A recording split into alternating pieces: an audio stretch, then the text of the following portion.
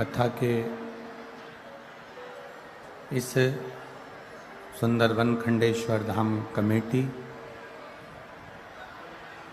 श्री रानेश सिंह जी चौहान, श्रीमती अंजू चौहान, मैनपुरी, पीछे की आवाज़, मैनपुरी उत्तर प्रदेश। एक बार जजमान परिवार के लिए जोरदार ताली बजाकर स्वागत वंदन अभिनंदन। जिन्होंने इस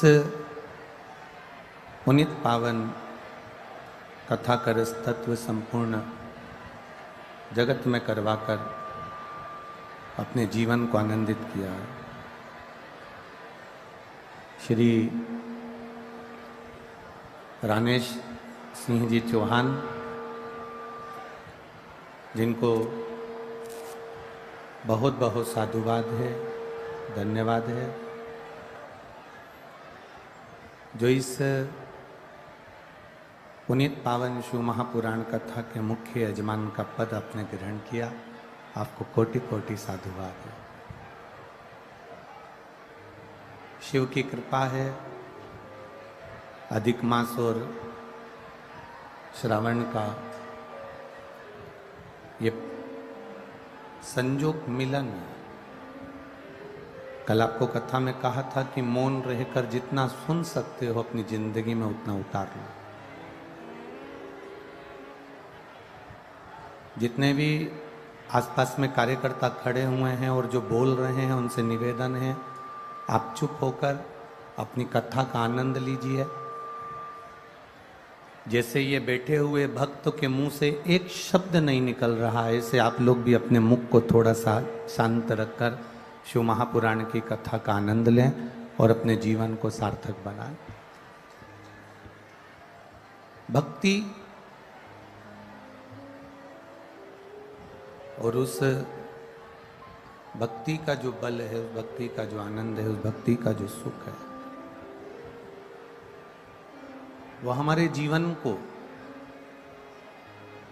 एक आनंद की ओर लेकर जाने वाला है। देखिए,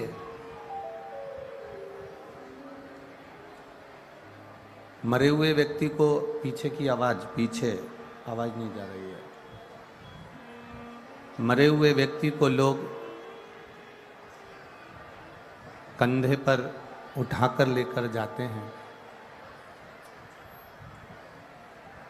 मरे हुए व्यक्ति के शरीर को लोग कंधे पर उठा लेते हैं। आवाज सेट करो। मरे हुए व्यक्ति को लोग कंधे पर ले जा रहे हैं, एकाग्रित हो रहे हैं और वहां सहानुभूति भी दिखा रहे हैं।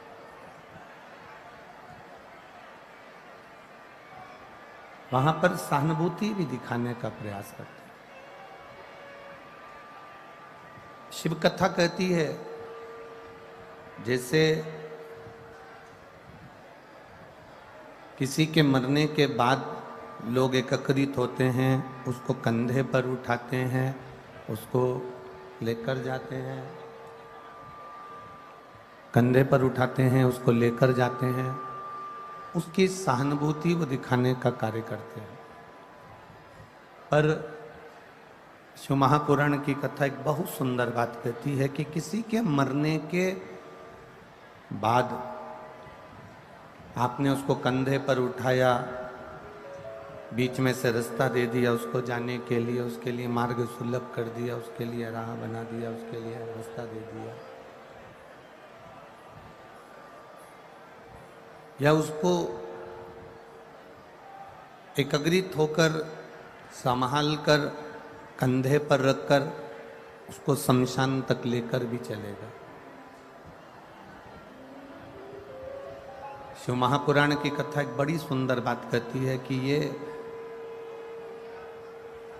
अगर मरने के बाद हम उसे कंधा दे रहे हैं, मरने के बाद उसको सहानुभूति दे रहे हैं, मरने के बाद उसको सहयोग कर रहे हैं, मरने के बाद हम एकाग्रित होकर उसके लिए, उसकी आत्मा के लिए कामना कर रहे हैं, प्रभु से प्रार्थना कर रहे हैं, भगवान से विनती कर रहे हैं, तो क्यों ना मेरे देवादिदेव महादेव की कथा कहती है कि अगर वो जिंदा है, वो जीवित है, और जब तक वो अपने कर्म में लगा हुआ है, जीवित है, अपने कार्य में व्यस्त है, हम मरने के बाद भी तो उसको सपोर्ट करते हैं, हम मरने के बाद भी तो उसके कंधा देते हैं। जब वो जिंदा रहे और कहीं उसको अपनी जिंदगी में आपकी जरूरत पड़े तो मरने के बाद नहीं, शिव पुराण कहती है जीते जी सहयोग देने का प्रयास किया जाए। जीते जी किया। जब हम किसी भटके हुए व्यक्ति को, जिसने मार्ग से विचित्र हो गया, मार्ग छोड़ दिया, मार्ग से निकल कर चले गया, वो मार्ग उसको नहीं मिल रहा है, हमने उसको मार्ग दिखाया है, तो उसमें हमारी श्रेष्ठता है, उसमें एक हमारा एक आनंद है। शिव महापुराण की कथा करती क्या है?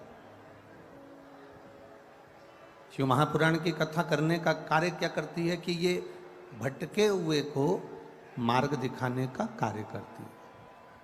अगर कोई मार्ग से भटक रहा है, कोई मार्ग से विचित्र हो रहा है, तो ये शिव पुराण उसको मार्ग पर लाने का कार्य करती है। हम कितनी बड़ी कामना करते हैं, धर्म की, बोलो जम के बोलो, धर्म की जय हो, अधर्म का प्राणियों में विश्व का कल्याण। अब हमने कामना करी कि विश्व का कल्याण, हम एक कामना करते हैं कि पूरे विश्व में शांति हो, पूरे विश्व का कल्याण हो, पूरे विश्व में शांति का माहौल हो, हर जगह पर शांति बनी रहे, विश्व का कल्याण हो जाए और विश्व में शांति बनी रहे। पर एक विचार करिएगा अपने भीतर, एक अनुभव अपने अंदर उतारिएगा, एक विचार अपने अंदर उतारिएगा। हम हमारे घर में 8 लोग रह रहे हैं, 7 लोग रह रहे हैं, 6 लोग रह रहे हैं, 4 लोग रह रहे हैं, हमारे भीतर हम कमा खूब रहे हैं, हम संपदा लाभी बहुत रहे हैं, 2-2 3-3 दुकानें हम चला रहे हैं, 2-2 4-4 व्यापार कर रहे हैं, बिजनेस कर रहे हैं या नौकरी कर रहे हैं, तो नौकरी के बाद भी हम साइड का कोई बिजनेस कर रहे हैं, कमा रहे हैं, पर हमारे भीतर वो शांति क्यों नहीं है? हमारे भीतर वो सुख का अनुभव क्यों नहीं है?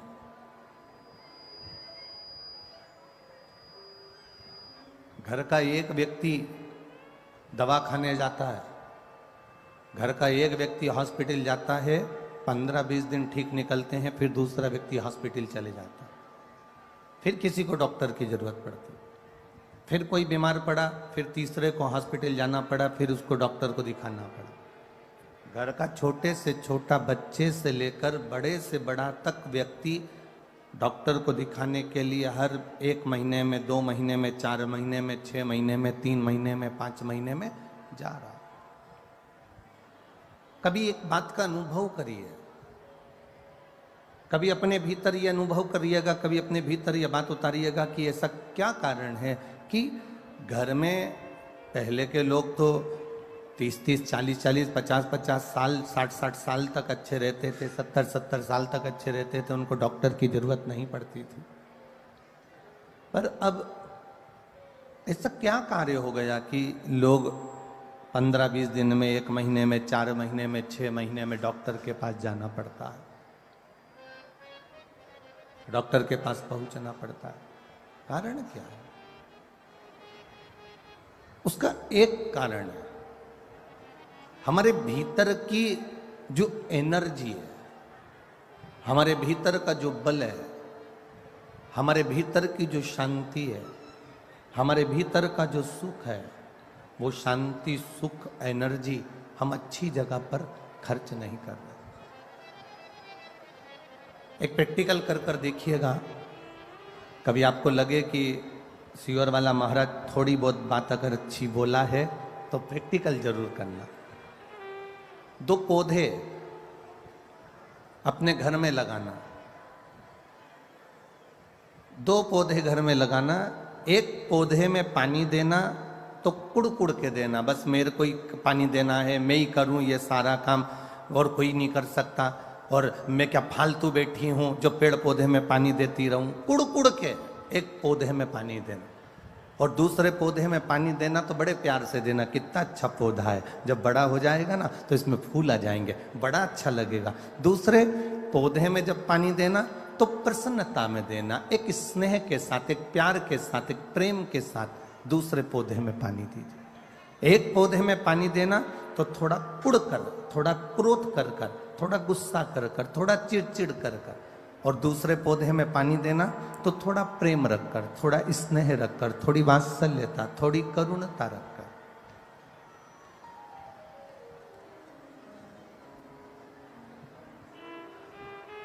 बीच में आवाज नहीं है, पंडाल के बीच में।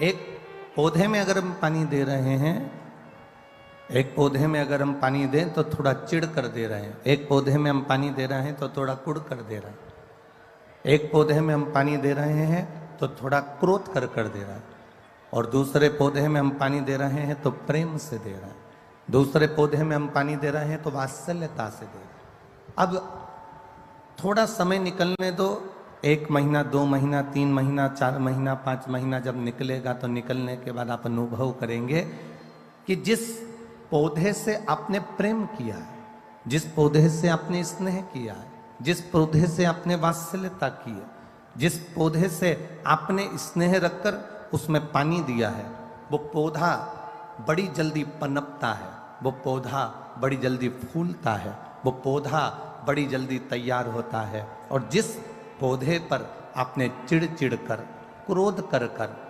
गुस्सा कर कर उस पौधे में पानी दिया है, वो पौधा इतनी जल्दी वृद्धि नहीं कर पाता है, वो बढ़ नहीं पाता है। ये हमारा अनुभव है।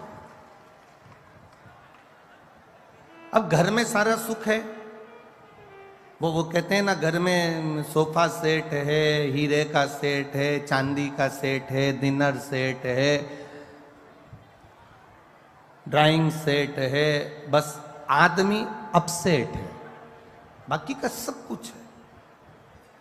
अब जरा विचार करिए कि ये सब कुछ, ये सब कुछ आनंद, ये सारा सुख, आपके घर में दुकान भी है, व्यापार भी है, व्यवसाय भी है, सब कुछ है, आपके घर में सब कुछ भरा पड़ा हुआ है, पर उसके बाद भी घर में शांति नहीं है, घर में रत्ती भर भी एक सुख नहीं है, घर के अंदर थोड़ा बहुत भी आनंद की अनुभूति नहीं है। कारण क्या है? क्या कारण हो सकता है ऐसा? ऐसा कारण है क्या? तो कभी अनुभव करिएगा कि हम जो काम कर रहे हैं, हम जो कार्य में लगे हुए हैं, हमारे मन का जो वाइब्रेशन है, हमारे मन का जो तरंग है, हमारे मन की जो सोच है, वो ठीक नहीं बैठ पा रही। घर में रोटी बनाने वाली बहू बना रही है, घर में जेठानी रोटी बना रही है, देवरानी रोटी बना रही है, बहू रोटी बना रही है, उसका वाइब्रेशन से मतलब है एक बहू आई, उसने दाल रख दी, दूसरी बहू आई, उसने कुकर को उतार दिया, तीसरी बहू आई, उसने दाल को छोक दिया, चौथी आई तो मिर्ची काट के चली गई, पांचवी आई तो वो आलू उबाल कर चली गई, छठी आई तो उसने सब्जी को बगाड़ दिया, सातवीं आई तो एक ने आटा निकाला, फिर आई तो एक ने आटा उसना, और एक आई तो अपने पति के लिए 4 पराठे सेक के चली गई, और दूसरी आई तो अपने खुद के बच्चों के लिए रोटी का टिफिन बनाकर चली गई। अब ईमानदारी से बोलना, रसोई घर के अंदर जब तुम्हारी सोच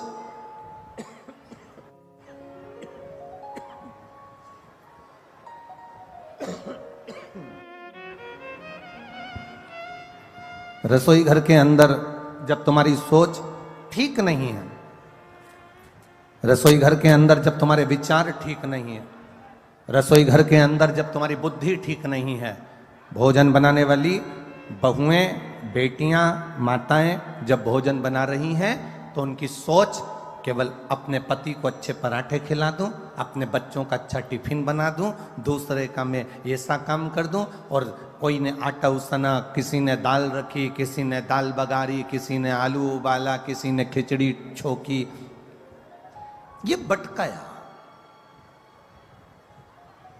अब लोग कह रहे हैं कि घर में शांति नहीं है, सुख नहीं है, तो उसका केवल एक कारण है कि जो घर की माताएं जो भोजन बना रही हैं उस समय पर उनकी चित्त वृत्ति, उनकी बुद्धि, उनका मन, उनकी एकाग्रता उस भोजन बनाने में नहीं है। आप में से कितने लोग हैं कभी मैनपुरी में कोई मंदिर का भंडारा हुआ हो तो आप लोगों ने पूरी सब्जी खाई हो? किस किस ने खाई है? जरा हाथ उठाओ, जरा खाई है? हमने भी खाई है हो? ऐसा नहीं कि नहीं खाई, कभी अनुभव करना। वो काशी फल की सब्जी, वो कद्दू की सब्जी, और इतनी मोटी मोटी पूड़ी, इतनी मोटी पूड़ी तुम्हारे घर में कभी नहीं बनी। इतनी ऐसी सब्जी, छिलके वाले कद्दू की, काशी फल की सब्जी तुम्हारे घर में छिलके वाली कभी नहीं बनी, पर भंडारे में वो छिलके वाली सब्जी बनती है, भंडारे में वो मिक्स वेज सब्जी बनती है, भंडारे में वो राम भाजी बनती है, भंडारे में मोटी मोटी पूड़ी बनती है।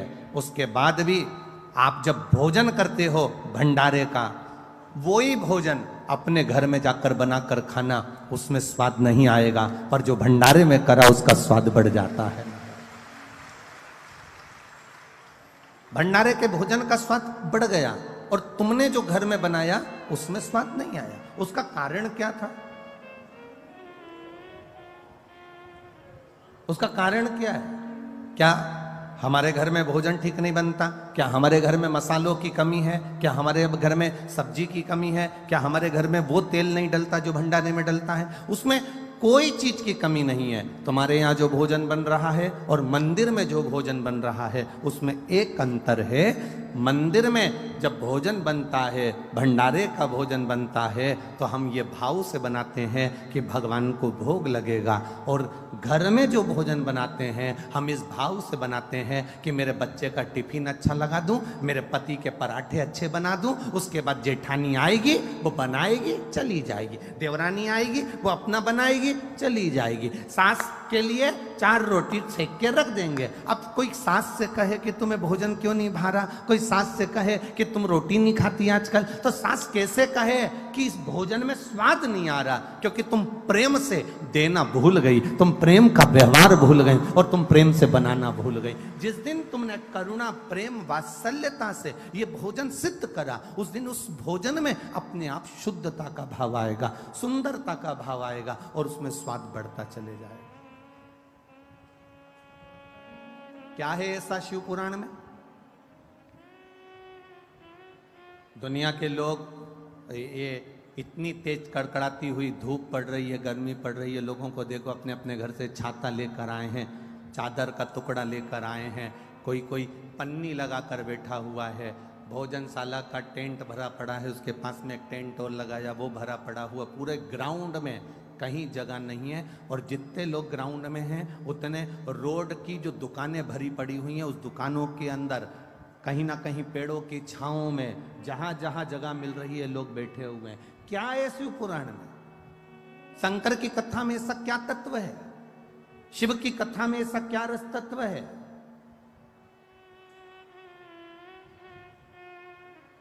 क्या मिलता है शिव महापुराण की कथा को श्रवण करने से? दुनिया के लोग कहें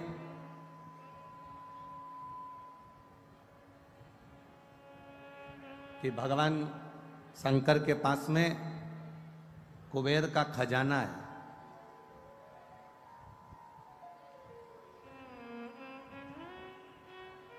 भगवान शिव के पास में ढेर संपदा है, इसलिए दुनिया के लोग शंकर भगवान की आराधना करते हैं।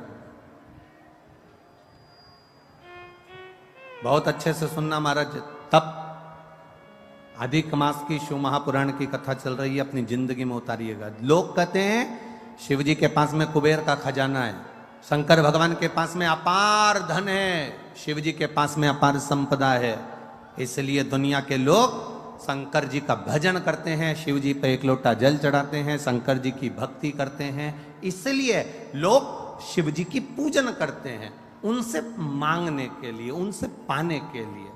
ये दुनिया के लोग समझ नहीं पाए। लोग कहते हैं शिव जी की पूजन इसलिए करते हैं क्योंकि उनके पास करोड़ों का धन है, अंबारियां भरी पड़ी है, लक्ष्मी भरी पड़ी है, संपदा भरी पड़ी है। उन दुनिया के लोगों को बताना कि हम शंकर जी की पूजन इसलिए नहीं करते कि उनके पास कुबेर का खजाना है।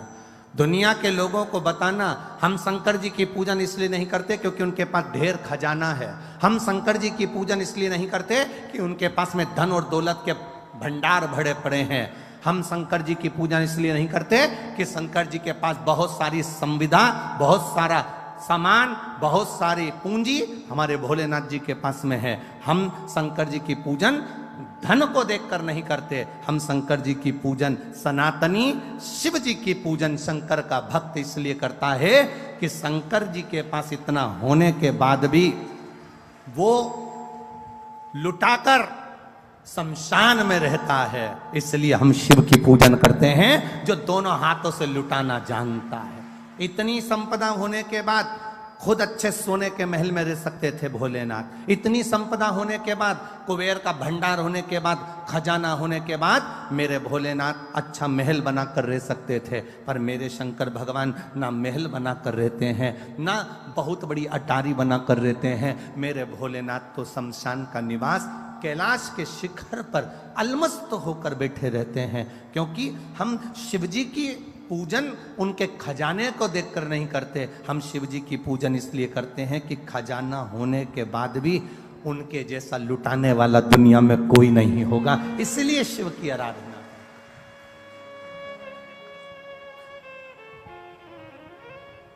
कौन होगा जो दुनिया में इतना खजाना लुटा देगा? आज के जमाने का व्यक्ति अगर कमाता है तो अपने बेटे को देता है। आज के जमाने का व्यक्ति थोड़ा बहुत कमा के लाता है तो अपनी पत्नी को देता है। आज के जमाने का व्यक्ति अगर कमा कर लाएगा तो अपने परिवार को देगा।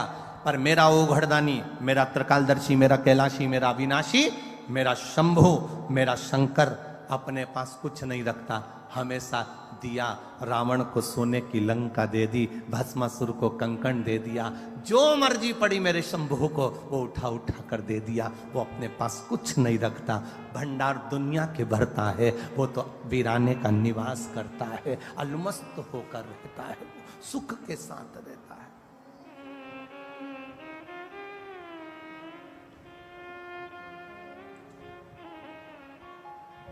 कई लोग कहते हैं गुरुजी आपकी कथा में लोग इसलिए पहुंचते होंगे क्योंकि दुनिया में सब लोग दुखी हैं। जिनको दुख होगा वो आपकी कथा में पहुंचते हैं। यहां शिव महापुराण की कथा कहती है इतने बड़े बड़े पंडाल भरे पड़े हुए हैं, ये पंडाल भी पूरा भरा पड़ा हुआ है, ये पंडाल भी भरा पड़ा है, ये पंडाल भी भरा पड़ा है, सामने का भोजन पंडाल भरा पड़ा है, उसके पास में एक पंडाल और लगा वो भरा पड़ा है। और ग्राउंड में जितने बैठे हैं इनसे पूछना क्या इनको दुख है, इनसे पूछना क्या इनको तकलीफ है। ध्यान देना, जिसके घुटने में तकलीफ होती ना वो गाड़ी तो वहां छूट गई, पैदल पैदल चलकर धक्के खाते खाते 1 किलोमीटर आधा किलोमीटर तक यहां नहीं आते।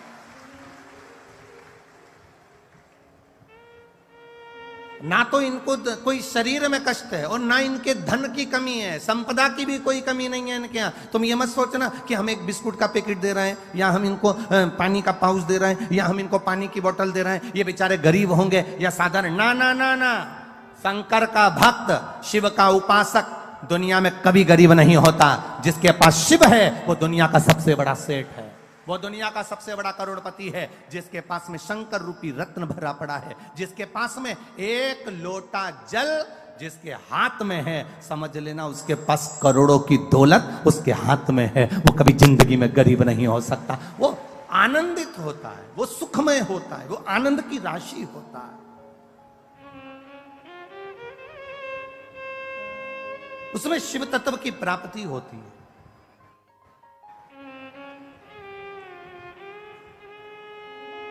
जो दुखी होता है, लोग कहते हैं किसी को दुख होगा ना इसलिए कथा में पहुंचेंगे। ना ना ना, अरे दुख होता तो कथा में आते।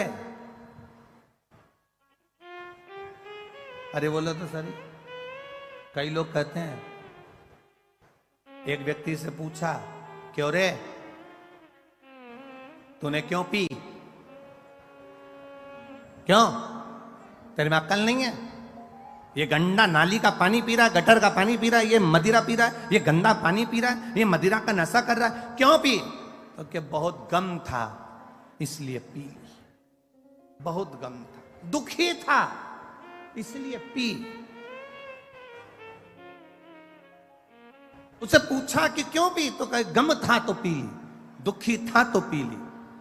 अगर दुखी होता तो यहां नहीं मिलता, यहां तो वो मिलते हैं जो शंकर के कृपा पात्र होते हैं, जिनका हाथ शिव ने पकड़ा होता है, वो यहां बैठते हैं, वो यहां पहुंचते हैं।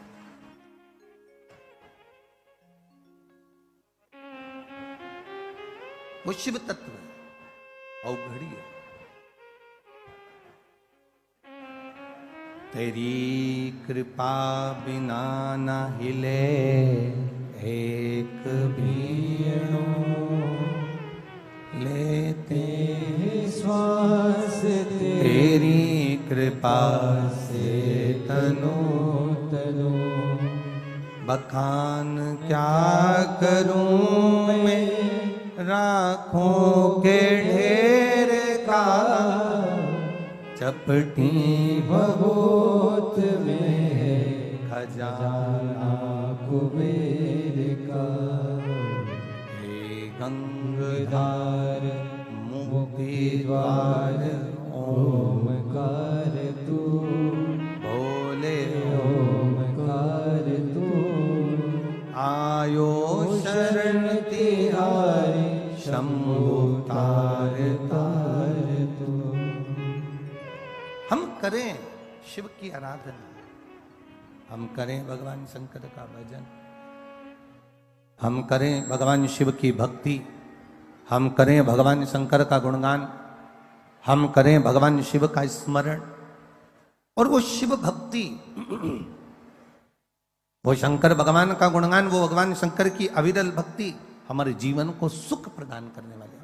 खींचरा जला, हमारे शिव की भक्ति हमारे जीवन को आनंदता प्रदान करने वाली है। आप करो।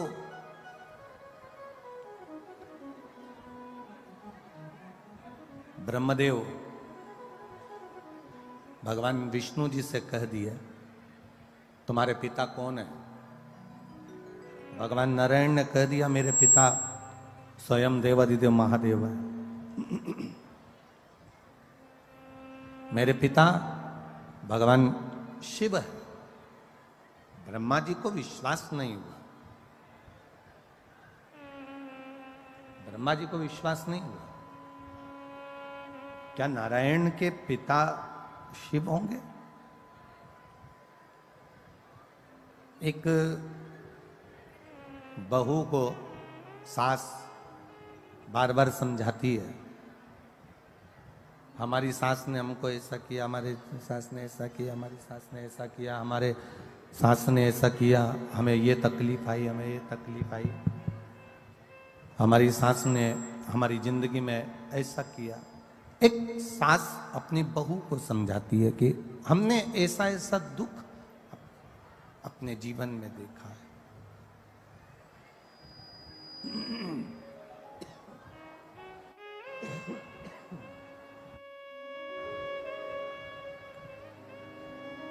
हमने ऐसा ऐसा दुख अपने जीवन में देखा है।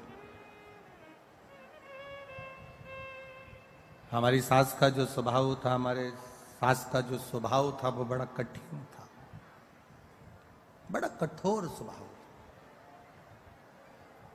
भगवान नारायण ने ब्रह्मा जी से कहा, भगवान नारायण ने ब्रह्मदेव से कहा कि मेरे जो पिता है ना भगवान शिव, वो साधारण नहीं है। ब्रह्मा जी ने भगवान विष्णु जी से कहा, अगर आप कहते हो कि शंकर भगवान आपके पिता हैं, भगवान ब्रह्मा जी कह रहे हैं अगर आप कह रहे हो कि भगवान शिव आपके पिता हैं,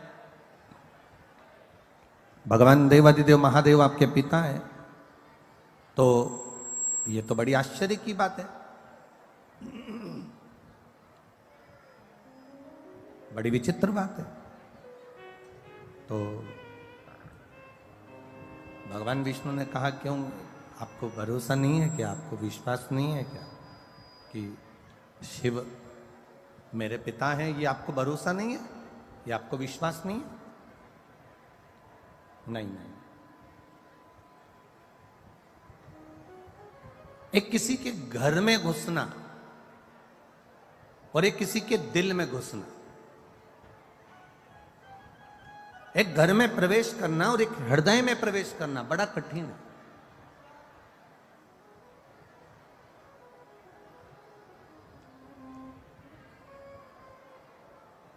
विश्वास, भरोसा एक इतना विशेष शब्द है कि ये आपके भीतर उतरना बड़ा कठिन है। दो चीजें बड़े सावधानी में रखिएगा, एक विश्वास, भरोसा, और एक शक।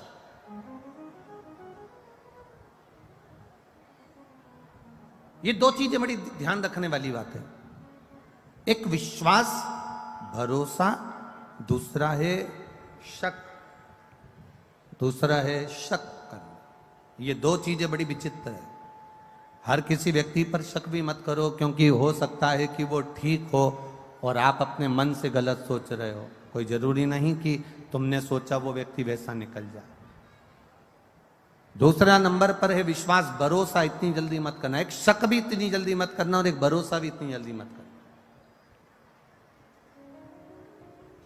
कोई तुमसे मीठी बात करे, बहुत प्रेम की बात करे, और तुम एकदम विचार कर लो कि यही पूरा, इस पे पूरा भरोसा, इस पे पूरा आपका दृढ़ता है। ना ना ना ना, शिव महापुराण की कथा कहती है दो चीजें थोड़ा सा कंट्रोल रखकर चलें, एक शक पर और एक विश्वास पर।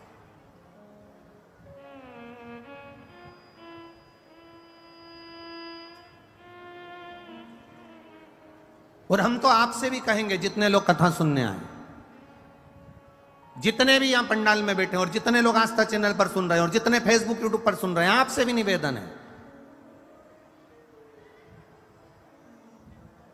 आपका विश्वास शिव के प्रति हो, आपका विश्वास भगवान की कथा के प्रति हो, आपकी दृढ़ता परमात्मा के प्रति हो, तो आप कथा में जाओ।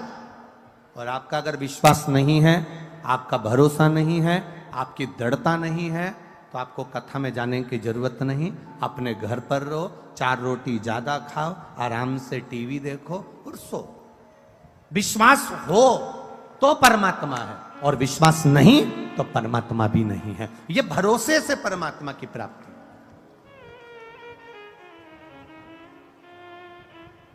एक विश्वास के साथ अगर आप भगवान की भक्ति कर रहे हो, एक दृढ़ता के साथ आप भगवान का भजन कर रहे हो, एक विश्वास के अनुकूल आप भगवान की भक्ति को धारण कर रहे हो, आप विश्वास के साथ परमात्मा का भजन कर रहे हो, तो ये मानकर चलना कि परमात्मा तुम्हारे साथ में है। और अगर विश्वास नहीं है, भरोसा नहीं है, दृढ़ता नहीं है, तो गए।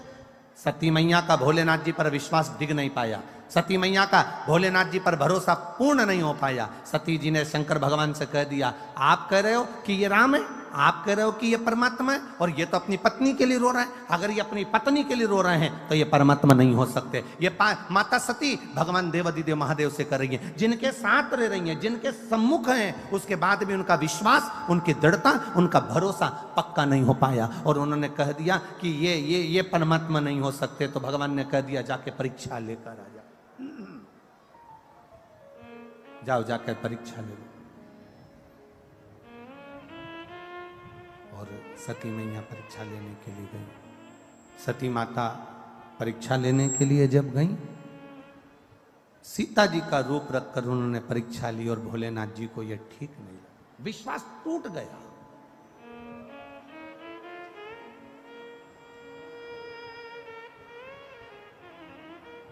पति जरा सा फोन पर बात कर रहा है और पत्नी ने शंका करना चालू कर दी, समझ लो घर टूटने वाला है। पत्नी फोन पर बात कर रही है और पति ने शंका कर ली, समझ लो घर टूटने वाला है। बहू थोड़ी देर, छोटी बहू थोड़ी देर सास के पास बैठी तो बड़ी को शंका लगी, तो घर टूटने वाला। किस शंका में हम जिंदगी जी रहे हैं? अरे भाई, शिव कथा कहती है, अब सौंप दिया इस जीवन का सब भार तुम्हारे हाथों में, हे हार तुम्हारे हाथों में, और जीत तुम्हारे हाथों में। आपने अगर भरोसा करा है तो परमात्मा तुम्हारे साथ कदम से कदम मिलाकर चल रहा है। अगर तुम्हारा विश्वास दृढ़ है तो परमात्मा तुम्हारे साथ चल रहा है। एक विश्वास और एक शंका, एक शक, ये दो चीजें बड़ी सावधानी की है। विश्वास भी सावधानी का है और शक भी सावधानी का।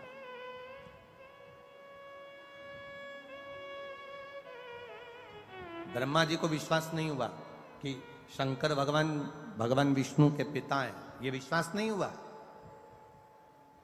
दुनिया के लोगों को भी विश्वास नहीं हुआ था क्या शंकर जी पे एक लोटा जल चढ़ाने से सारी समस्या का हल हो जाता है? दुनिया के लोगों को भी विश्वास नहीं हुआ था क्या बेलपत्र खाने से शुगर और बीपी का लेवल बराबर हो जाता है? एक बेलपत्र शंकर जी पे चढ़ी हुई खाने से क्या थायराइड ठीक हो सकता है? विश्वास नहीं था लोगों को। क्या एक बेलपत्र खाने से सोरायसिस की बीमारी ठीक हो सकती है? लोगों को विश्वास नहीं था।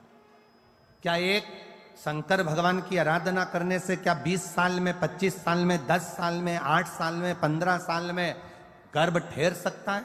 विश्वास नहीं था लोगों। एक बहन ने तो अपने पत्र में लिखा है, ये रेणु कुमारी, मुकाम सुदामापुरी, पोस्ट गंजू ढूंढवारा, गंज ढूंढवारा, ठीक है, यही है ना? हाँ, देख लेना भैया, है समझ के हो। मैं रेणु कुमारी, कहीं बैठी है रेणु जी? कहीं बैठी हो तो हाथ हिला सकती है। मैं रेणु कुमारी, मुकाम सुदामापुरी, पोस्ट गंज ढूंढवारा, जिला कासगंज से आई हूँ। कहीं बैठी हो तो हाथ हिला सकती है। जिला कासगंज से आई हूँ। गुरुजी, मेरे विवाह को 8 वर्ष हो गए थे, संतान का कोई सुख नहीं था।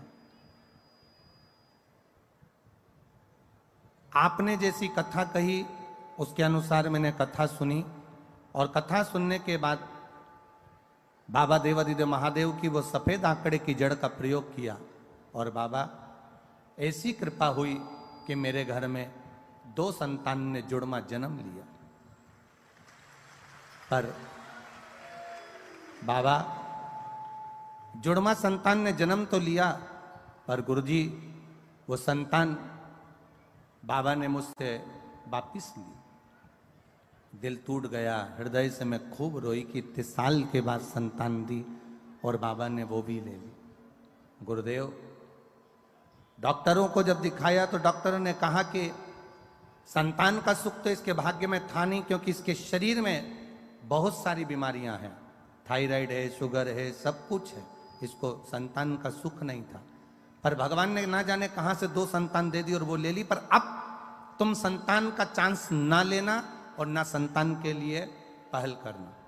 फिर भी भोलेनाथ की भक्ति में लग गई। गुरुजी, आप कहते हो ना, फाइल अगर मोटी होती है थोड़ा सुधरने में समय लगता है, इसलिए मैं वापिस बाबा की भक्ति में लग गई।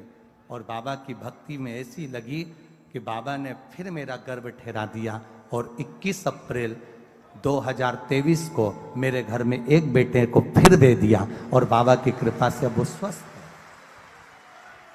उसका फोटो लगा रही हूं। शिव तत्व है और घड़ी त्रिकालदर्शी है, वो कैलाशी, अविनाशी। पूरी जांचों की फाइल लगाई है, पूरी जांचों की, जो डॉक्टर उन कहे।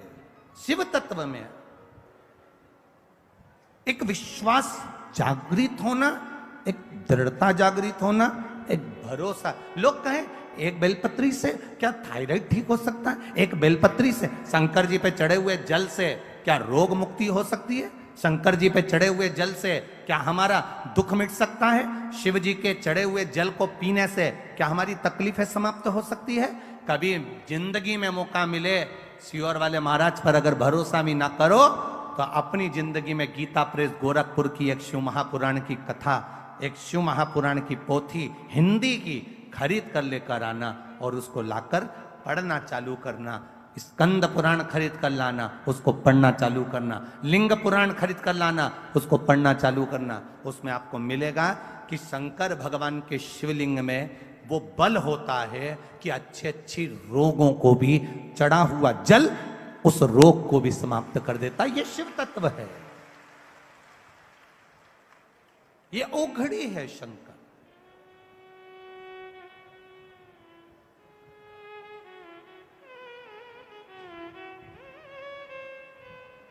ये आप लोग सुनने बैठे हो कथा, बहुत देखिए, बहुत मैनपुरी वालों बड़े बड़े भाव से आप लोग कथा करवा रहे हो और बड़े भाव से आप अधिक मास के महीने में सुन रहे हो। एक विचार करिएगा कि किसी का मन कथा में लग भी जाएगा और कोई ऐसा होगा जिसका मन कथा में नहीं भी लगेगा।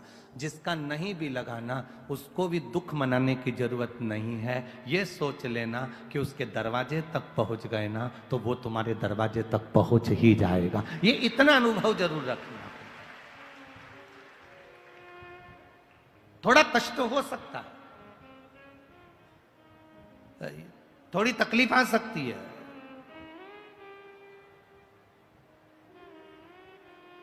हम कल भी कथा में कहे थे कि वीआईपी जगह से आने के लिए आप कार्यकर्ता से झगड़े नहीं, वीआईपी जगह से आने के लिए आप प्रशासन से कुछ बोले नहीं, वीआईपी जगह से आने के लिए आप कुछ ना करिए। आपसे निवेदन, आप तो ऐसी जगह जाकर बैठ जाओ जहां कोई नहीं बैठा। उस जगह पर बैठकर भी अगर माइक की आवाज तुम्हारे कानों में आ रही है, जब उठो तो वहां की भूमि को केवल मस्तक से लगाकर प्रार्थना कर कर चले जाना कि बाबा मैं तेरे भरोसे जा रहा हूं, अब तुझे संभाल, अब तुझे संभाल लेना, अब तुझे देख लेना। अब मैं क्या बोलूं, मैं क्या देखूंगा।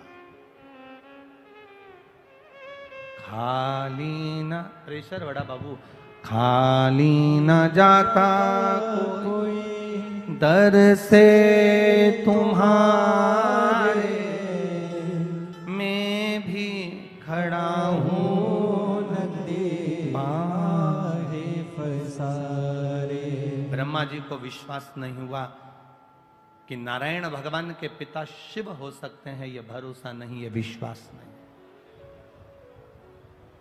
हमको भी भरोसा नहीं होता, हमको भी विश्वास नहीं होता है क्या शिव जी पे चढ़ा हुआ जल रोग से मुक्ति दे सकता है? क्या शंकर भगवान पे चढ़ी हुई बेलपत्र खाने से शुगर बीपी बराबर रह सकता है?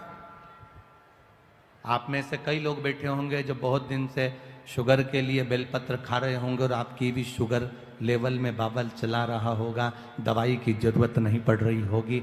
ये उसके ऊपर है, भरोसे के साथ खाइए।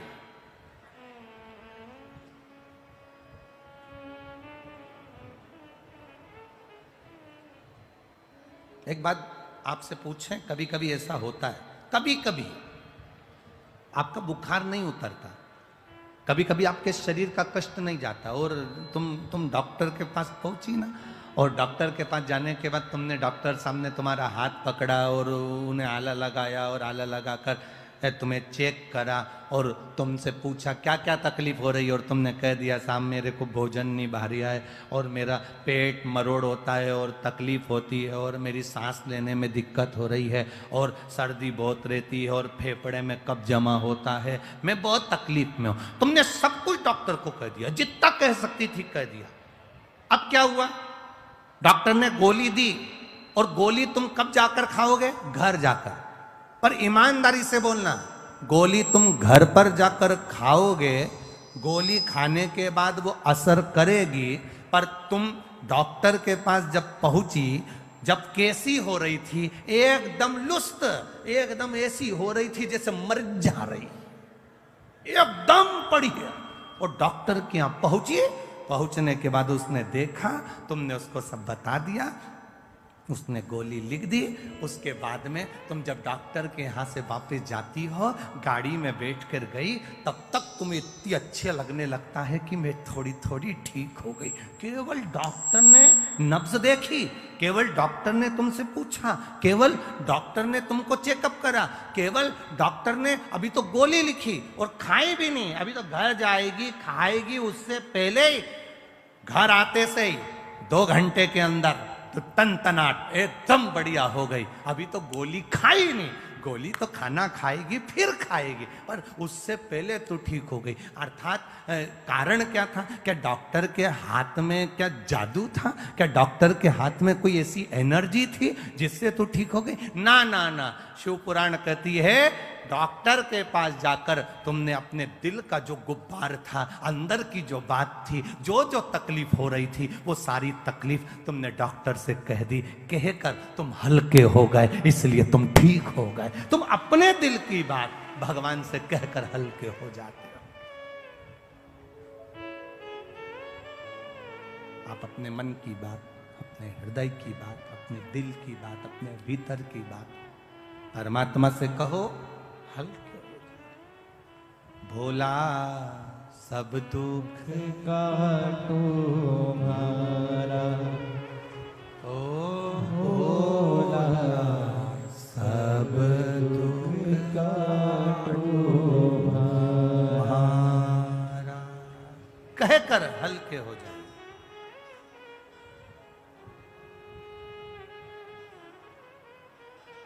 भोले बाबा जपूं तेरी माला, मेरे बाबा जपूं तेरी माला, भोला सब दुख काटो हमारा, ओ भोला सब दुख काटो। अपने दिल की बात कहकर हम देवादिदेव महादेव से बोलकर हल्के हो गए।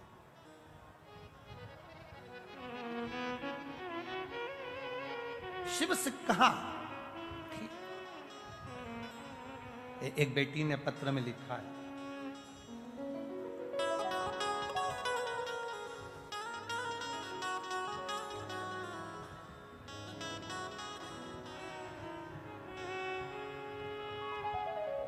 ज्योति श्रीवास्तव, पता हरदोई, पुल के नीचे, पिन नंबर 241001। कहीं बैठी हो, हाथ हिला सकती हैं। ज्योति श्रीवास्तव, हरदोई, पुल के नीचे, पिन नंबर ये, कहीं बैठी हो तो हाथ हिला सकती हैं। ज्योति श्रीवास्तव।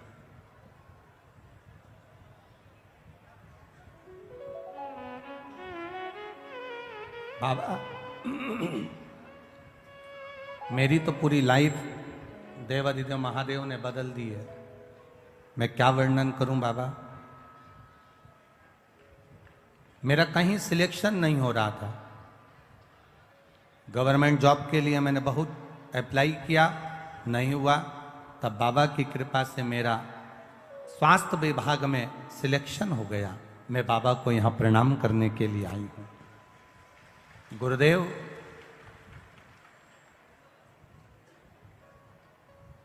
जब मेरा स्वास्थ्य विभाग में सिलेक्शन हो गया, पर नौकरी पर स्टे लग गया। जिन जिन को नौकरी मिली थी वो रुक गई और अदालत में केस पहुंच गया, पर स्टे खुला नहीं। तब वापिस पहले जल चढ़ाती थी, पशुपति व्रत नहीं करे थे, पर स्टे को खोलने के लिए मैंने पशुपतिनाथ का व्रत किसी ने बताया और मैंने करना प्रारंभ करा। बाबा की ऐसी कृपा हुई, बाबा की ऐसी दया हुई कि कोर्ट से 3 महीने भी पूरे नहीं हुए और स्टे हट गया और मुझे मेरी जॉब वापस मिल गई। इसलिए मैं बाबा को यहाँ प्रणाम करने के लिए आया। ये शिव तत्व, ये औघड़ी, ये त्रिकालदर्शी, ये कैलाश। भक्ति इसी को कहते हैं, भरोसा इसी को कहते हैं, दृढ़ता इसी को कहते हैं। सब कुछ छूट जाए, सब कुछ चले भी जाए, तो तुम्हारी दृढ़ता, तुम्हारा भरोसा, तुम्हारा विश्वास जाना नहीं चाहिए।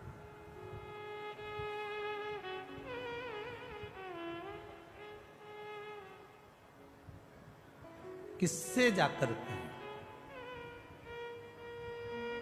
ब्रह्मा जी कह रहे हैं कि भगवान विष्णु से कि आपके पिता शिव जी हैं। नारायण आप कह रहे हो कि आपके पिता शंकर जी हैं, और पर मेरा विश्वास नहीं कहता कि आपके पिता शिव जी होंगे। तो भगवान नारायण ने पूछा कि ब्रह्मा जी तुम कैसे कह सकते हो कि मेरे पिता शंकर जी नहीं है? तुम कैसे कह सकते हो? तब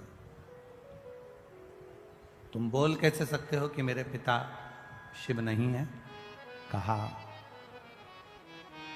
मुझे एक कारण से लगता है।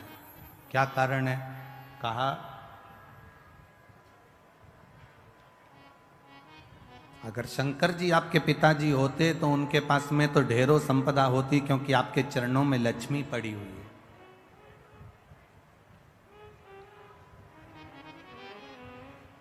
आपके चरणों में लक्ष्मी है, आप वैकुंठ का निवास करते हो, आपके पास में ढेरों संपदा है, आपके पास में ढेरों सुख है, लक्ष्मी है, अष्टलक्ष्मी आपके पास में विराजमान है, ढेरों संपदाएं आपके पास में विराजमान है, ढेरों संपत्ति आपके पास में विराजमान है।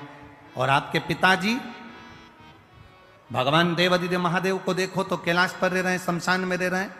उनके पास में क्या है? गले में सांप पड़ा हुआ है, धतूरा रखा हुआ है, बेलपत्र रखी हुई है, गंगा जी का जल रखा हुआ है, मुंडों की माला, रुद्राक्ष की माला, केवल यही उनके पास में।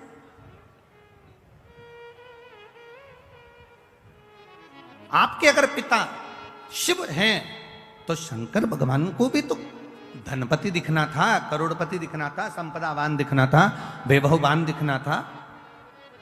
फिर वो कमजोर क्यों दिख रहे हैं? फिर उनके पास में ये कुछ संपदा, ये सत्ता, ये वैभव, ये सारा सुख उनको तो नहीं दिख रहा।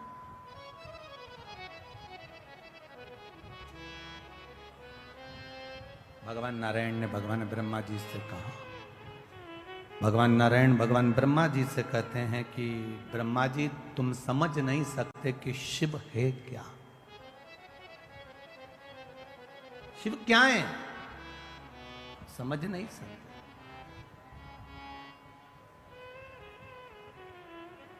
अरे तेरा ही दिया मैंने खाया पिया है, तेरा शुक्रिया है, तेरा शुक्रिया है, मुझे भोले बाबा ने बहुत दे दिया है, तेरा शुक्रिया है, तेरा शुक्रिया है। ये जायदाद दी है, औलाद दी है, ये जायदाद दी है, औलाद दी है, मुसीबत में हर वक्त इमदाद दी है, मुसीबत में हर वक्त इमदाद दी है, तेरा ही दिया मैंने खाया पिया है, तेरा शुक्रिया है, तेरा शुक्रिया है। ब्रह्मा जी ने कहा मैं विश्वास नहीं करता। एक पर्वत जिसको घुमाना भगवान विष्णु ने और भगवान ब्रह्मा ने प्रारंभ किया, पर्वत घुमाते घुमाते घुमाते घुमाते अग्नि का खंभ प्रकट हुआ, एक लिंगायत आकृति प्रकट हो गई, शिवलिंग प्रकट हो गया। शिवलिंग प्रकट हुआ तो ब्रह्मा जी ने कहा इनका सिर कहाँ, पाँव कहाँ? ब्रह्मा जी शिव जी का सिर देखने के लिए आकाश मार्ग से ऊपर की ओर बढ़े। ब्रह्मा जी जब ऊपर की ओर बढ़े, भगवान नारायण शंकर भगवान का चरण ढूंढने के लिए नीचे की ओर गए। भगवान विष्णु को शंकर भगवान का चरण नहीं मिला।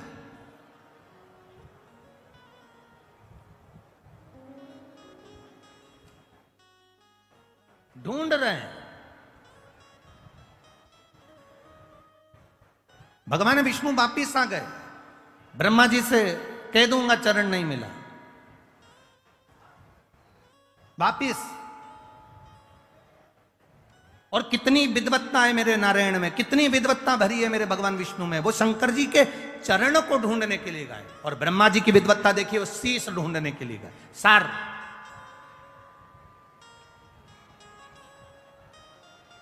जरा विचार करिएगा। पहले भी कथा में कहा है, आज फिर कह रहे हैं।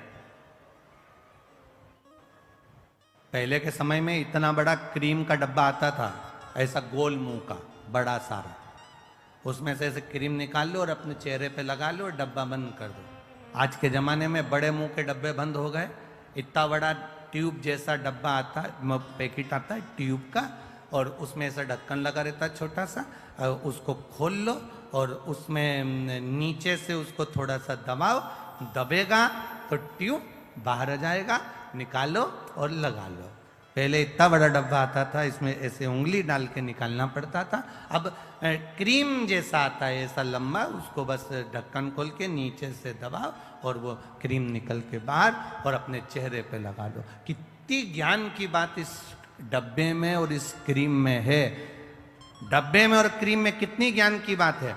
यहां क्रीम को नीचे से दबाओगे तो ऊपर से क्रीम बाहर आ जाता है। उसी तरह माता पिता के चरण जब तुम दबाओगे तो मुख से आशीर्वाद बाहर आ जाता है। ये शिव तत्व कह रहा है। बोल बम का नारा है। जब दबे नीचे से चरण, क्रीम बाहर, थोड़ा सा ट्यूब दबाया, ट्यूब बाहर। उसी तरह माता पिता के चरण, परमात्मा के चरण, गुरुजन के चरण, घर के बुजुर्ग, घर के बड़े, घर के बयों के चरण हम जब पकड़ते हैं तो वो आशीर्वाद हमारे ऊपर दे देते हैं। वो आशीर्वाद हमको प्रदान कर देते हैं। वो आशीर्वाद हमको दे देते हैं। देते हैं। आप एक प्रैक्टिकल करिए। आप किसी को भी, किसी चलते जिसको नी भी पहचानते ना, उसको भी सिर पे पल्लू लेकर आप एक बार प्रणाम तो कर लो। आप अगर एक बार प्रणाम कर लोगे ना, आप जिसको नहीं भी पहचानते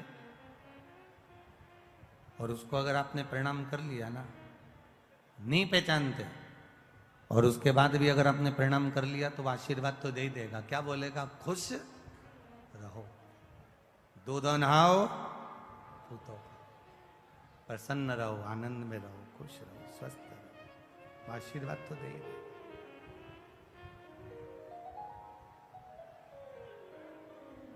आप जरा विचार करिए, प्रणाम करने का फल कितना है, नमन करने का फल कितना है।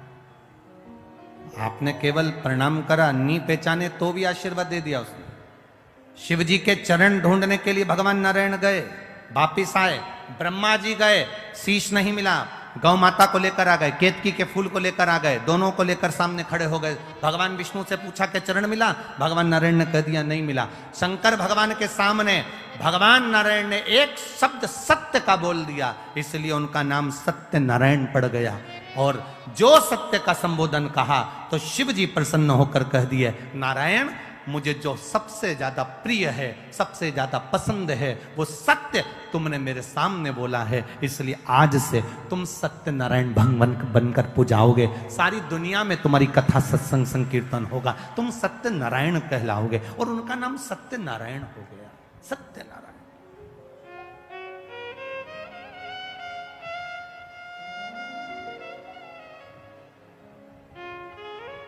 ब्रह्मा जी से पूछा, ब्रह्मा जी से कहा कि ब्रह्मदेव अब आप ये बताइए कि आपको शीश मिला है, आपको क्या भगवान शंकर का सिर मिला? ब्रह्मा जी ने कहा हाँ मिला। ना मानो तो गौ माता से पूछ लो, गाय से कहा शीश मिला है? गौ माता ने एक रोटी के लिए झूठ बोल दिया, झूठ बोला, शंकर भगवान ने श्राप दे दिया कि तेरा पूरा शरीर पूजाएगा पर तेरा मुख अपूज्य रहेगा।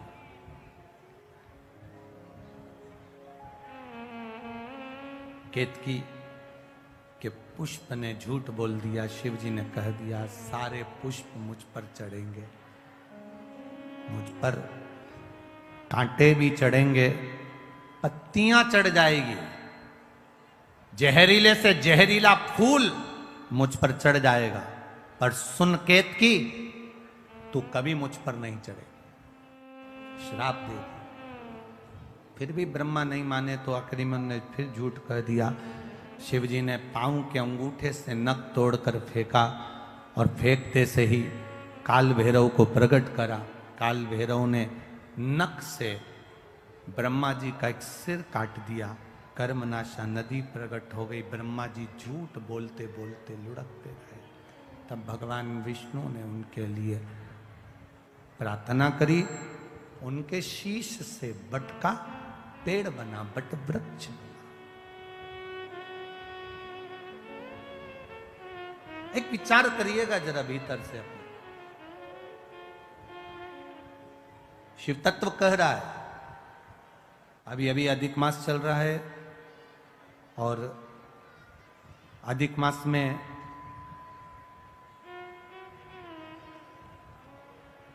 प्रयास करिएगा कि जितना बन सके अपनी जिंदगी में उतना शिव तत्व को प्राप्त करने का प्रयास करिए। एक जुआरी जरा सा फूल पत्ती भगवान पर फेंक देता है और वो राज सिंहासन पर जाकर बैठ जाता है। तो ये जो सावन का महीने में जो अधिक मास आता है ये कोई साधारण नहीं है महाराज। सावन के महीने में जो अधिक मास आता है ये कोई साधारण नहीं।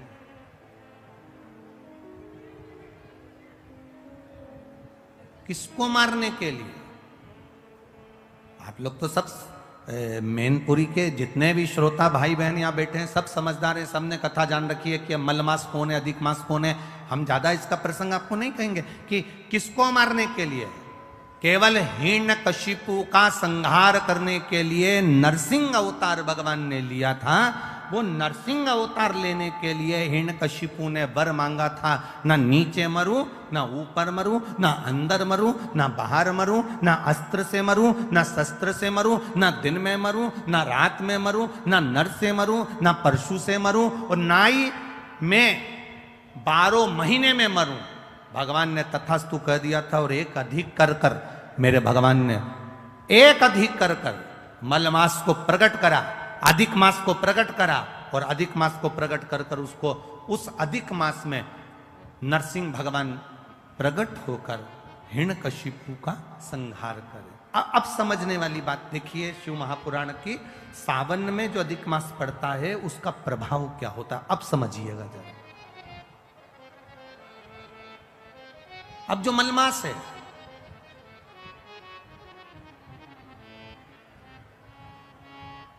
इसको मलमास कहते हैं। एक अधिक हो गया, 12 महीने से एक अधिक हो गया मलमास।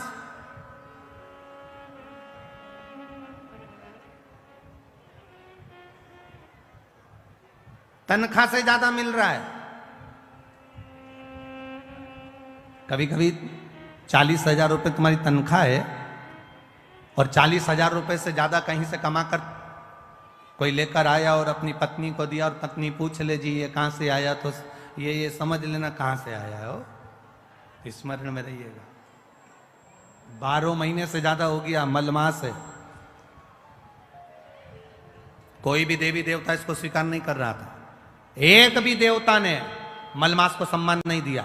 जहां से 12 महीने तो लोग सम्मान देते हैं पर मलमास को कोई सम्मान देने को तैयार नहीं हुआ। मलमास रोता था, देवताओं के पास जाता था, प्रार्थना करता था, मेरा कल्याण करिए, मैंने नरसिंह अवतार धारण करा है, नरसिंह अवतार हुआ है मेरे मास में, तुम कृपा करो। मलमास को कोई नहीं पूछता, सब ईर्ष्या करते, सब नफरत करते, सब उसको पूछते नहीं। तब आखिरी में देव ऋषि नारद ने कह दिया, तुम एक काम करो, जैसे ही श्रावण का महीना आए, सावन के महीने में मलमास तुम शंकर की आराधना में लग जाना। क्या होगा उससे?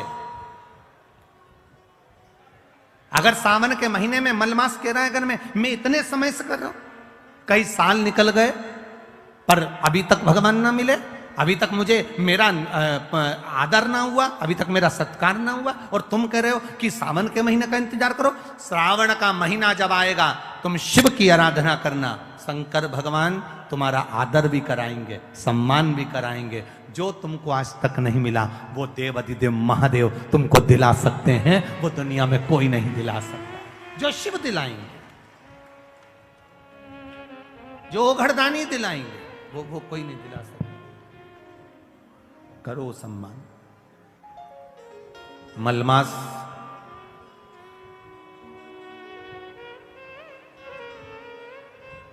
मलमास रो रहा है। सावन का महीना, आपको पहले भी कथा में कहा था, सारी समस्या का हल, जम के बोलो, जरा जम के बोलो, एक लोटा जल। पर सावन के महीने में, अरे जम के तो बोलो, 2 लोटा जल। अब तुमसे कोई पूछे कि ये लोगों को तो बुद्धि ना जाने दुनिया के लोगों की कहाँ चली गई, हमें तो स्मरण में नहीं आता। दुनिया के लोग जो ये कावड़ लेकर जाते हैं, तो कावड़ वाले पर लोग कमेंट्स करते हैं कि कावड़ क्यों ले जा रहे हो, कौन ले जा रहे हो, क्या काम है, तुम ये कर लो, तुम वो कर लो, तुम ये करो, तुम वो करो, क्या रखा है कावड़ ले जाने में, क्या रखा है शिव जी पे जल चढ़ाने में। हम उनको कहना चाहेंगे, कभी एक बार मौका मिले तो स्कंद पुराण और स्कंद पुराण का काशी खंड,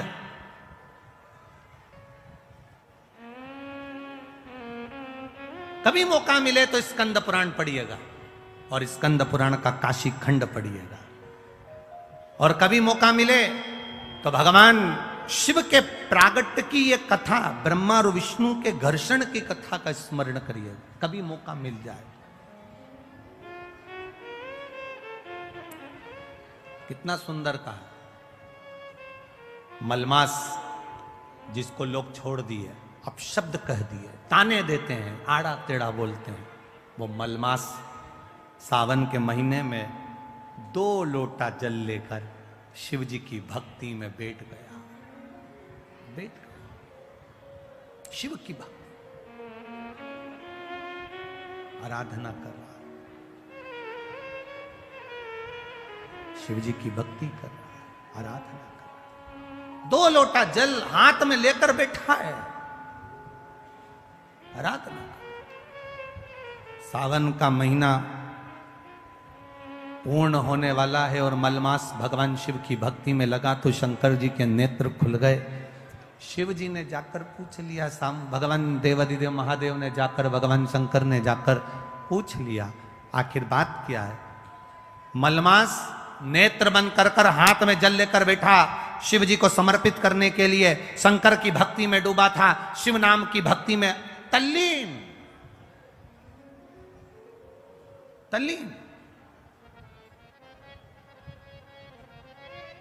शंकर भगवान ने पूछा तो पार्वती जी कहती है मलमास है, आप इसको आशीर्वाद नहीं दे सकते, आप इसको वर नहीं दे सकते।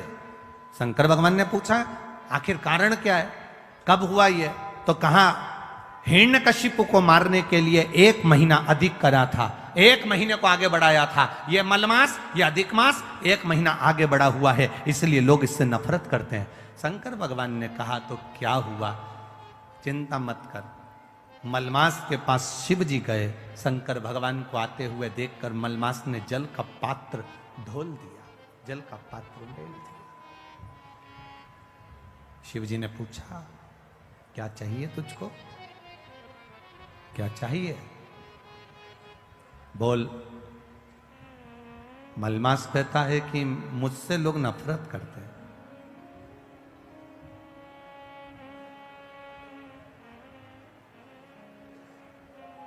देखो, राहु भी शिव की आराधना करता है, चंद्र भी शिव की आराधना करता है। लोग कहते हैं ये देवता ब्राह्मण के हैं, ये देवता क्षत्रिय के हैं, ये वे देवता वैश्य के हैं, ये देवता शूद्र के हैं। शिव महापुराण की कथा कहती है दुनिया के लोगों ने देवताओं को भले बांट लिया हो। कोई ने कह दिया राम जी क्षत्रिय है, तो कोई कहे भगवान कृष्ण ये हैं, तो कोई कहे भगवान ये हैं। पर शिव महापुराण की कथा कहती है शंकर की आराधना करने वाला ब्राह्मण हो, क्षत्रिय हो, वैश्य हो, शूद्र हो, भगवान शिव को ये मतलब नहीं है। शंकर जी तो ये जानते हैं कि उसके हृदय में भाव कितना है और मुझे इसकी झोली में देना कितना है। ये शिव तत्व जानता है, उससे मतलब नहीं है मेरे महादेव।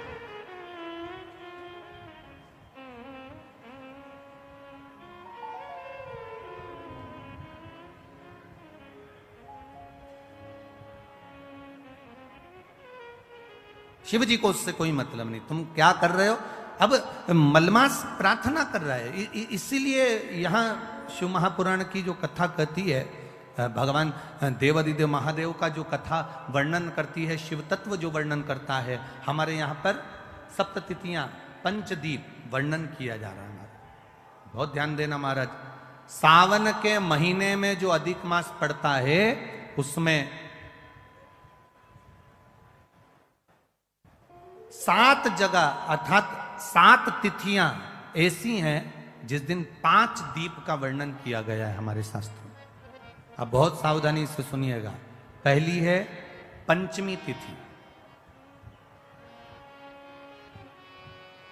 अधिक मास सावन का जब मेल हो, अधिक मास सावन के महीने में अगर पड़े और पंचमी तिथि आप अगर शुरू की, मतलब आज भी पंचमी है, मान लो आज की पंचमी अगर आप नहीं कर पाए तो अगली जो पंचमी आ जाए अधिक मास के महीने में, आप वो भी कर सकते।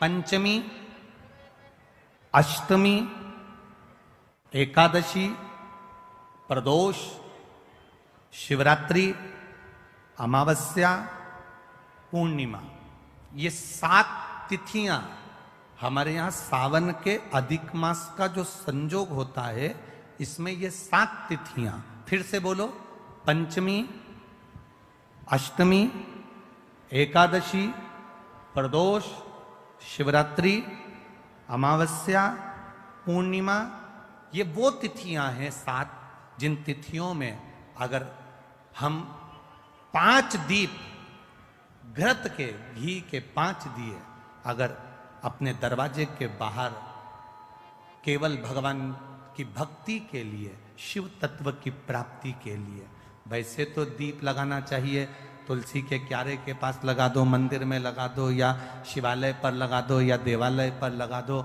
और इस कीचड़ पानी में अगर कहीं ना जा पाओ, अगर पानी वानी बरस रहा है, जगह जगह बहुत पानी है, भले इधर क्षेत्र में इतना ना दिख रहा हो पर अन्य क्षेत्रों में बहुत पानी है, तो कोई ना जा पाए तो भगवान का स्मरण कर कर उन दीप को भगवान के सामने प्रज्वलित कर कर 5 दिए इन तिथियों में, पंचमी, अष्टमी, एकादशी, प्रदोष, शिवरात्रि, अमावस्या और पूर्णिमा, जो सावन के महीने में अधिक मास पड़ता है, उसमें ये 7 तिथियों पर जो 5 दीप भगवान के सामने प्रज्वलित कर कर अपने दरवाजे के पास में बाहर की ओर रख देता है, उसके घर में कभी रोग, बीमारी और लक्ष्मी की कोई कमती नहीं होती, उसका जीवन सार्थक हो जाता है। पर सावन के महीने में अधिक मास के संजोग पर ये होता है।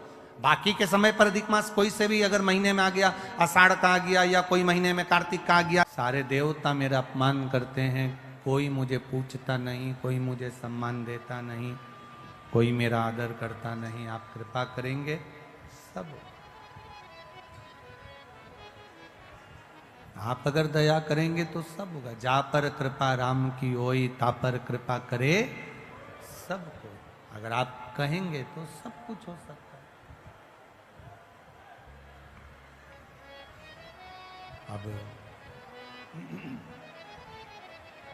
शिव जी ने कहा एक काम करो, चलो मेरे साथ, मेरे साथ चलो। भगवान नारायण के पास में लेकर चली गए और शिव जी मलमास को भगवान विष्णु के पास लेकर जा रहे हैं। जब पहुंचे भगवान नारायण के पास में, जब भगवान विष्णु के पास में,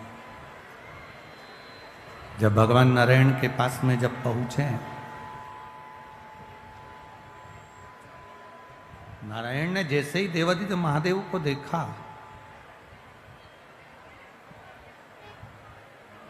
और नारायण जैसे ही शिव जी को देखे तो उठ के बैठ गए और बैठते से उन्होंने प्रणाम खड़े होकर करा और कहा, प्रभु जी आप पधारे हो, कोई बात है क्या? कैसे आना हुआ? कोई बात है क्या? कैसे आना हुआ? कहा, प्रभु ये मल मास है। नरसिंह अवतार का जब समय था तो 12 महीने में से 1 महीना अधिक किया गया था। उस अधिक मास को मैं लेकर आया हूं क्योंकि इसने मेरी शिव भक्ति करी, इसने भजन किया, इसने स्मरण किया, इसलिए मैं उसको लेकर यहाँ पहुंचा हूं। मैं उसको लेकर यहां पर आया हूं। आप कृपा करिए जिससे ये मलमास को भी सम्मान मिले, ये अधिक मास का भी आदर हो, सम्मान हो, सत्कार। भगवान नारायण ने, भगवान विष्णु ने शिव जी के कहने पर अपना पुरुषोत्तम नाम, जो अपना खुद का पुरुषोत्तम नाम है, भगवान नारायण ने वो पुरुषोत्तम नाम उस मल मास को दे दिया। अब देखिएगा जरा, ये शिव की कृपा से, ये शंकर जी की उदारता से, ये शंकर भगवान की करुणा से प्राप्त हो। सावन के महीने में जो अधिक मास पड़ता है, एक भाव आया है, देखिए किसी ने पत्र में लिखा,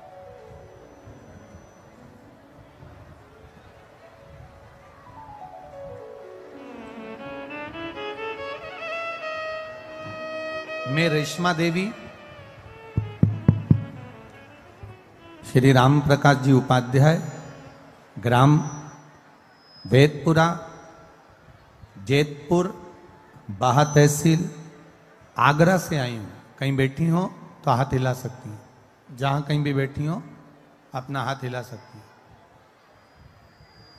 मैं रेशमा देवी श्री राम प्रकाश उपाध्याय, ग्राम वेदपुरा, जैतपुर, बाहा तहसील, आगरा से आई हूँ।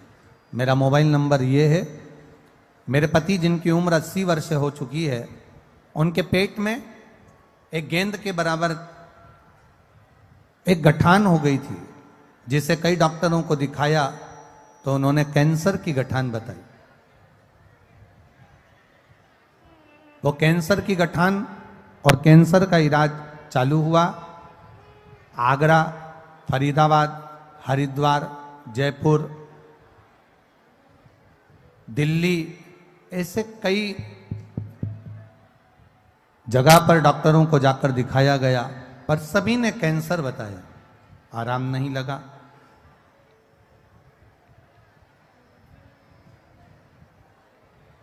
तब किसी के कहने पर शिव महापुराण की कथा सुनना प्रारंभ करा और बाबा पर 1 लोटा जल चढ़ाना प्रारंभ करा। गुरुदेव, 1 लोटे जल की महत्वता क्या है, बेलपत्री की महत्वता क्या है, मैं वर्णन करना चाहती हूं। मेरे पति की उम्र 80 साल है और कैंसर जैसी बीमारी से जूझ रहा है, और उसको 1 बेलपत्र शिव जी की चढ़ी हुई और 1 लोटा जल शंकर जी को चढ़ाया हुआ, उसमें से थोड़ा सा जल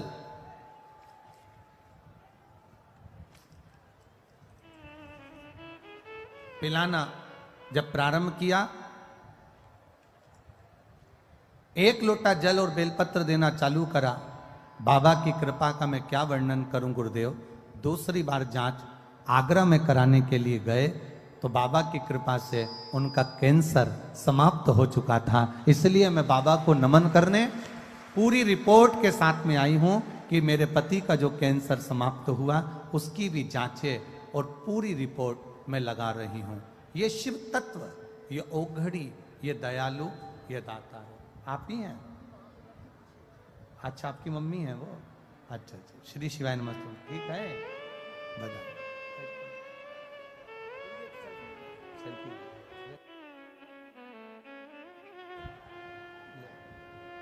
आप ही के पिताजी हैं? इन्हीं के पिताजी हैं, माताजी पीछे बैठी हैं तो आ नहीं सकती, इसलिए ये शिव तत्व। एक बार जोरदार ताली बजाएं। ओघड़ी है शिव, शिव ओघड़ी है। उसका भजन, उसका कीर्तन, उसका मंत्र जाप, उसका स्मरण। आज साउंड बिल्कुल ठीक नहीं चल रहा बाबू। उसका मंत्र, उसका स्मरण, उसका कीर्तन, उसका नाम जाप हमारे जीवन की सुखता देता। ये 7 जगह पर जो दिए सावन की अधिक मास में हम जो लगा रहे हैं, 7 जगह पर जो पंचदीप का जो वर्णन कर रहे हैं, ये हमारे जीवन में, हमारे घर में आने वाले दुख, तकलीफ, कष्ट, रोग, बीमारी को बाहर करने के लिए और हमारे जीवन में सुख का अनुभव करने के लिए, आनंद का अनुभव करने के लिए। शिव कथा कहती है, भगवान शंकर का संवाद कहता है, शिव महापुराण की कथा वर्णन करती है। स्वयं शिव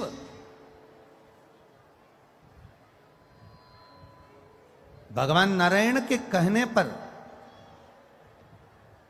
मलमास को भी वर प्रदान कर देते। स्वयं भगवान नारायण ने तो वर दिया, साथ में स्वयं देवाधिदेव महादेव ने भी वर दिया। और महादेव ने कहा, सुन मलमास, जिस समय पर घड़ी, पल, नक्षत्र, समय बदलते बदलते तो मलमास सावन के महीने में जब आएगा, सावन के महीने में जब तू पहुंचेगा और जो अपने हृदय से मेरी आराधना मल मास में, पुरुषोत्तम मास में, अधिक मास में करेगा, शिव जी कहते हैं उसकी जिंदगी में कभी कोई दुख मैं आने नहीं दूंगा। ये शिव तत्व की प्राप्ति, ये शंकर जी के मूल तत्व की प्राप्ति है, भगवान देवाधिदेव महादेव की प्राप्ति का अंदर सहज नहीं है शिव। एक पहचान मेरे देवाधिदेव महादेव के भीतर हो। जैसे आपको पहले भी कथा में कहा, शिव जी का नाम लेकर, भगवान शंकर का स्मरण कर कर आप डॉक्टर को दिखाओ, डॉक्टर जो दवाई दे उसको खाओ, जांच कराए डॉक्टर तो जांच कराओ, औषधि दे डॉक्टर तो औषधि खाओ। तुम्हारी मर्जी पड़े 50 जगह पर डॉक्टर को दिखाने के लिए जाओ और 50 जगह पर जांच भी कराओ, दवाई भी लाओ, डॉक्टर की दवाई पर भरोसा भी करो। पर शिव महापुराण की कथा कहती है, साथ में भगवान शिव का तत्व कह रहा है, शिव महापुराण की कथा कह रही है, साथ में शंकर जी पे चढ़ा हुआ 1 लोटा जल और 1 बेलपत्री का भाव अपने जीवन में उतारना प्रारंभ करिए। ये जीवन का सुख प्रदान कर देगा, ये जीवन का एक आनंद की अनुभूति करा देगा, सारी समस्या का हल बोल बम का नारा है। आवाज नहीं आई, जरा दम से बोलो, बोल बम का नारा है। 1 बेलपत्र, 1 लोटा जल का महत्व भगवान देवाधिदेव महादेव वर्णन कर रहे हैं, शिव तत्व कह रहा, भगवान शंकर की कथा का। आया समय, ब्रह्मा जी का सिर बड़ का पेड़ बन गया, बट वृक्ष बन गया।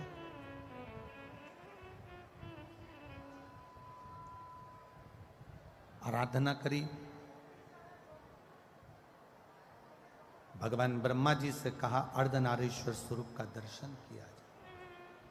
पहचानना शिव जी को कठिन है। एक बात बहुत ध्यान लगाकर सुनना, बैंक में एक मशीन होती है,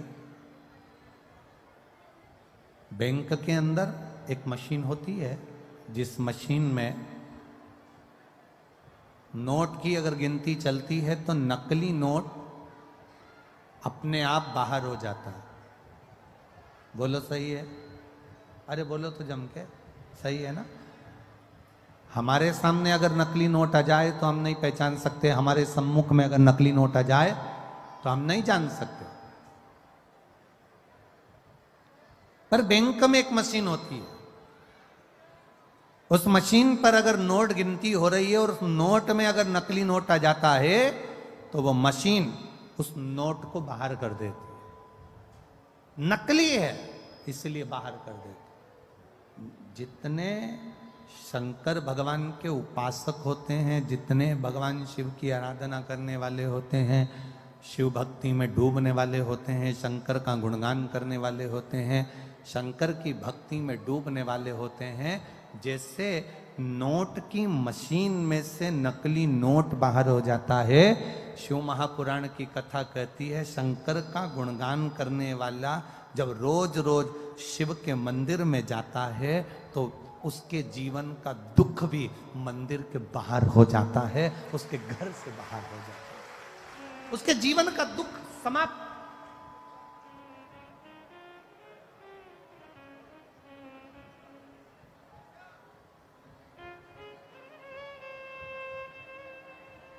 जिस दिन हमने ये विचार कर लिया कि हम दूसरे के दोष ना देखें, हम केवल उसके गुण देखें, उस दिन जिंदगी की एक व्यक्ति अपनी पत्नी से कहता है, सुनो, अरे सुनती हो? पत्नी ने कहा क्या है? कल मेरा दोस्त भोजन करने आएगा, कल मेरा दोस्त खाना खाने आएगा। तो पत्नी ने कहा क्या करना है बताओ, क्या बनाऊं मैं? पति ने कहा तू बना कुछ भी, पर एक बात सुन, ये चप्पल जो रखी है ना सामने, ये छुपा के रख देना। सामने ये घड़ी रखी है ना, इसको छुपा के रख देना। सामने ये गुलदस्ता रखा है ना, इसको छुपा के रख देना। पत्नी ने कहा क्यों, तुम्हारा दोस्त चोर है क्या? पति बोलता नहीं, वो अपने सामान को पहचानता है। हम दोष देख रहे हैं, वो अपने सामान को पहचानता है। मतलब चोर वो नहीं है, चोर मैं हूं। ये वो अपने सामान को पहचानता है। मतलब शिव कथा कह रही है हमने अभी तक क्या देखा, उसने हमारा बुरा कर दिया, किसी ने हमारे दरवाजे पर नींबू पटक दिया, किसी ने हमारे दरवाजे पर मिर्ची पटक दी। कहाँ हम पड़े हैं? इतने चतुर होने के बाद, इतने विद्वान होने के बाद भी आज भी हम उस भ्रम में पड़े हैं कि किसी ने नींबू काट के पटक दिया, किसी ने मिर्ची काट के पटक दी। अरे तुम्हें दरवाजे पर लिख देना चाहिए, एक नींबू से काम नहीं चलेगा, 12 नींबू एक साथ पटको तो अचार डाल के खा जाऊंगी। किस भ्रम में जी रहे हैं हम? ढोंग और प्रपंच की जिंदगी से बाहर निकलो, भ्रम की जिंदगी से बाहर निकलो। किसी ने नींबू पटक दिया तो दुख हो रहा है, किसी ने मिर्ची पटक दी तो दुख हो रहा है, किसी ने कुछ कह दिया तो दुख हो रहा है, दरवाजे पर कोई सिंदूर पटक गया तो सोचने में आ गया कहां जाऊं, किससे कहूं, दुख हो रहा है। शिव महापुराण की कथा कहती है मेरा देव अधिदेव महादेव शिवालय में रहता है। शंकर का जो मंदिर होता है उसको मंदिर नहीं कहते, उसको शिवालय कहते हैं। शिवालय मतलब जहां मेरा शंकर रहता है वो शिवालय कहलाता है। शिवालय का मतलब होता है उसमें भूत प्रेत डाकनी पिशाचनी देवता देवी देव सब कोई, पित्र आदि कादिक जितने देव हैं, संसार के 33 कोटि देवी देवता जितने भी हैं, सब देवादिदेव महादेव के पास आते हैं, सब भगवान शंकर के पास आते हैं, सब भगवान शिव के पास आते हैं, सब भगवान की शरणागति में आते हैं। जितने भी देव हैं, जितने देवता, चाहे वो असुर भी हैं, राक्षस भी हैं, कोई भी है, वो शंकर की शरणागति में आ रहा है। तो शिव में निवास कर रहे हैं, शंकर भगवान शिवालय में रह रहे हैं। गला पकड़ रहा है बाबू, माइक बहुत। शंकर भगवान शिवालय के अंदर निवास करते हैं, भगवान शिव शिवालय के अंदर रह रहे हैं, सब कुछ है वहां, सब विराजमान है वहां पर, कोई खाली, सब बैठे। अब तुम रोज एक लोटा जल चढ़ाने के लिए शंकर जी के मंदिर जा रहे हो, तुम रोज एक लोटा जल चढ़ाने के लिए देवादिदेव महादेव के द्वार पर जा रहे हो, तुम रोज एक लोटा जल चढ़ाने के लिए शंकर के दरवाजे पर जा रहे हो। शिव जी का चढ़ा हुआ जल तुम थोड़ा सा झेल कर घर ला रहे हो, लाते हो कि नहीं लाते? अरे बोलो तो जम के, लाते हो ना? थोड़ा सा जल झेल कर अपने घर लेकर आते हो, उस जल को अपने घर पर छीट देते हो, लोगों को आचमन करने के लिए, पीने के लिए दे देते हो। ईमानदारी से बोलना, सारे भूत, सारे प्रेत, सारी डाकनी, सारे पिशाच, सारे देवता, सारे असुर, सारे ग्रह, सारे नक्षत्र जब शंकर जी के पास हैं और तुमने उसको जल चढ़ाकर अगर लेकर आ गए, फिर दुनिया में किसकी सामर्थ्यता है जो तुम्हारा बुरा कर दे, अगर काल अधिपति तुम्हारे साथ में है?